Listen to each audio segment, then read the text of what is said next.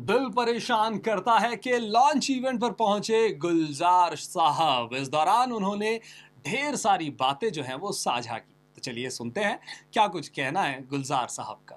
चलिए अब उस वक्त का जिस वक्त का इंतजार हम कर रहे थे गुलजार साहब, अब आपसे गुजारिश है कि आप कुछ बताएं कि ये दो लोग जब आपके पास इल्तिजा लेकर आए थे तो उस ग्रीन टी में ऐसा क्या मिलाया था इन्होंने कि आपने हाँ कर दी? ना तो मैं कभी भी नहीं करता। ये कह के आपने खुद को मुश्किल में डाल दिया है। मैं तो आपको भी कभी ना नहीं किया। सर, मैं सिंगर बनने आई हूँ इस इंडस्ट्री में, मैं गाना गाना चाहती हूँ। मेरी कोई फॉर्मल ट्रेनिंग नहीं है, मुझे म्यूजिक समझ नहीं आता। आप प्लीज एक दो गाने मेरे लिए लिख दीजिए। देखिए, सबसे बड़ी बात है भवदीप जी ने फोन किया कि मैं किसको गा सकता हूँ। अगर आपको अभी फुर्सत हो तो अभी आ जाइए, वरना आप बता दीजिए। भवदीप जी के साथ जैसे उन्होंने बताया 25 साल से एसोसिएशन है उनके साथ। आबिदा जी ने जब कबीर गाया था तो उस जमाने में वो म्यूजिक भी आप ही का दिया हुआ था। अमजद अली खान साहब के साथ एक वादा नाम से एल्बम की थी, तब भी आप ही थे वहाँ पे। सारा म्यूजिशियन सारा म्यूजिक अरेंज किया था।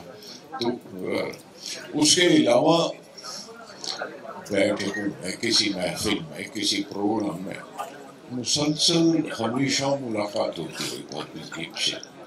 और मैं तो बल्कि कहा भी है मैंने कहीं एल्बम ही में शायद या किसी जगह कि भवदीप जयपुर वाले, वो मैं जयपुर वाले भवदीप जयपुर वाले कहते रहता हूँ। और ये भी कहा मैंने कि भाई वो कहीं के भी होते इतने ही सुरीले होते हैं। तो जरूरी नहीं था कि जयपुर वाले ही होते। तो वो एक एसोसिएशन, मैं क्योंकि खुद बड़ा बेच रहा हूँ,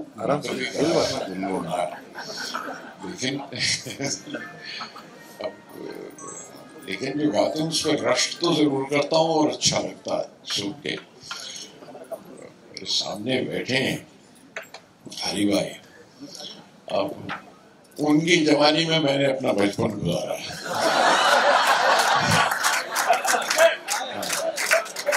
पंचम के साथ, और पंचम के साथ महफिल में जब भी जमते थे तब से उस जमाने से।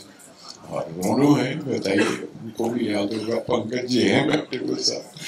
तो मैं ये कहूँ कि अगर आप किंडरगार्टन है सारे, तो मैं फिर अभी बालिग भी नहीं हुआ, मैं तो नाबालिग में दाखिल हुआ हूँ। लेकिन ये स्वर की दुनिया, वो पंडित बैठे होंगे जो खड़े हुए दीपक पंडित हैं, उनसे एक एसोसिएशन तो किसी न किसी वजह से म्यूजिक के साथ लगी रही, पर हारमोनियम पे नहीं बैठ सका, तो वो नहीं कर सका। जरूर कोशिश जरूर करता तो फिर उसका निकल जाता। उस समंदर बहुत बड़ा। मैंने तो सबसे आसान रास्ता ढूंढा कि भाई लिख लो और साथ साथ चलते चलो, चलिए बनाते हैं उनके साथ चलते चलो, तो लिखने का रास्ता। उन्होंने कहा कि मेरे साथ में किसी को लेकर आ रहा हूँ, तो आप बताइए। मैं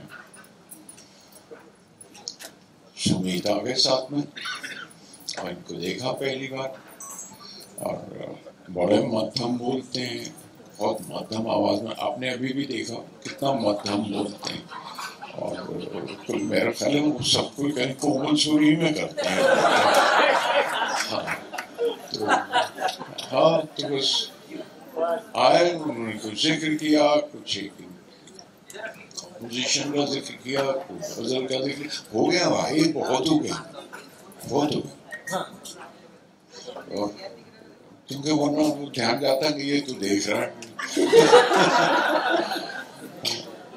तो गजल का जिक्र शुरू हुआ, गजल की बात हुई, गजल करना चाहते हैं।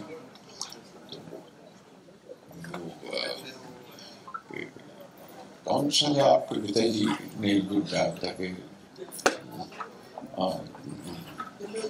तुमने तो दिल पे इख्तियार किया, तो इनके पिताजी ने किया था। तो मैं तो अपनी सादगी से कह रहा था कि तुमने तो दिल पे इख्तियार किया, भाई हमसे होता नहीं, 1000 किया।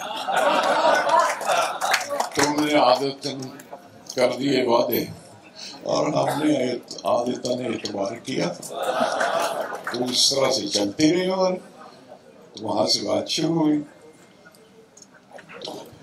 सुमित को तुम्हें, अच्छा मेरे यहाँ हारमोनियम है, मैं हेमंत कुमार जी ने, हेमंत ने ला के कलकत्ता से दिया था, उसको मेंटेन करता रहा मैं और वो अब भी है।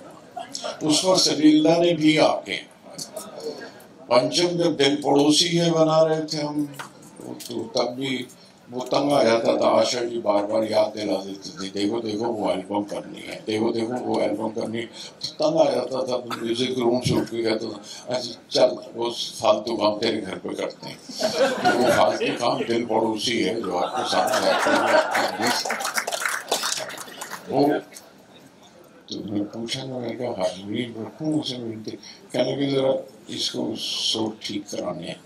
भवदीप जी ने ट्यूनिंग के लिए फिर से भेजी, विशाल आते थे तो विशाल ट्यूनिंग के लिए भेज देते थे। मतलब वो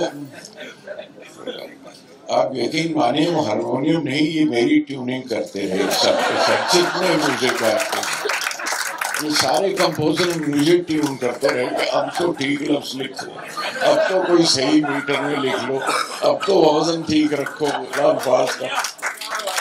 इस सूरत में वो सुमीत ने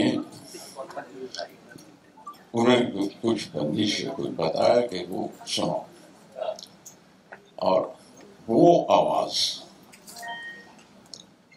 बड़ी खूबसूरत, बड़ी कोमलसी और बड़े आराम से वो वाकई वो समा गई अंदर। तो कोई वजह नहीं बनती कि उसके बाद में इन दोनों के साथ शामिल ना हो।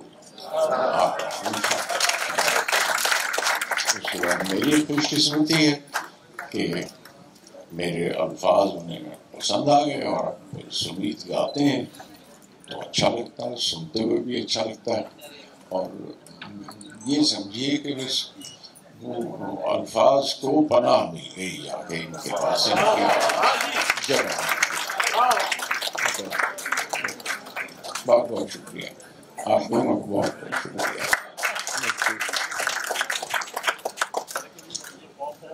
These are sessions that must have been a lot of fun, Sumit. We should have recorded them and we could have played some of the sessions here. That would have been amazing to just see. ये जो दिल परेशान करता है, किसने किसको कितना परेशान किया, या किसकी परेशानी सुलझ गई, because those would be really insightful to watch. But time now for us to watch the actual album and time to release the album. And for that, I would like to invite onto stage a few guests of honor, please. May I first of all invite Dr. Krupali, जो खुद बहुत कोमल सुर में बोलती हैं. आइए please. Sumit की better half. It's very tough to make up who is the better half out of the two of you because you do, both of you do such immense good work. Sumit ke पिताजी Mahendra Tappu. Good evening, sir. Welcome. From the team, may I invite Mr. Sanjay Jaipurwale. Sanjay bhai. Geetesh Yadav, Parth Dubey, Pratham Chaurasya, Vijay Dayal, Harshil Pathak, and Anand Dabri. May I also take this opportunity to invite onto stage our guests of honor. सबसे पहले पद्म विभूषण पंडित हरिप्रसाद चौरसिया जी.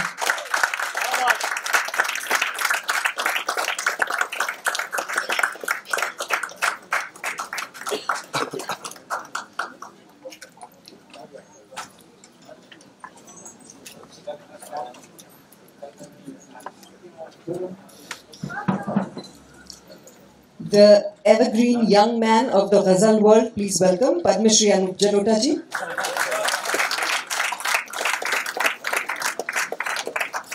Padma Shri Suresh Vadkar ji. Suresh ji is here. Is he here? He hasn't come yet. Shri Anil Sharma ji.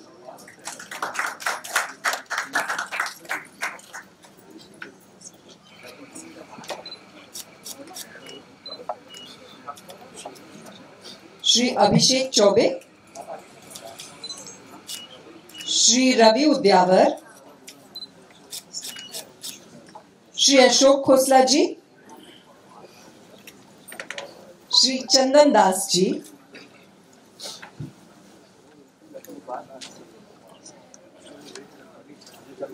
Shri Ghanshyam Baswani ji.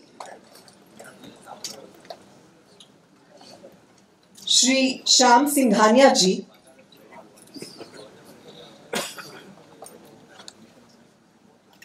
And of course, the man who inspired not just millions but actually a billion, Shri Sunil Gavaskar ji.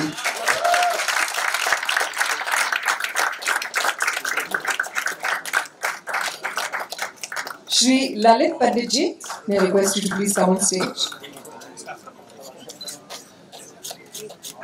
और मेरे हम उम्र JD Majethia जी.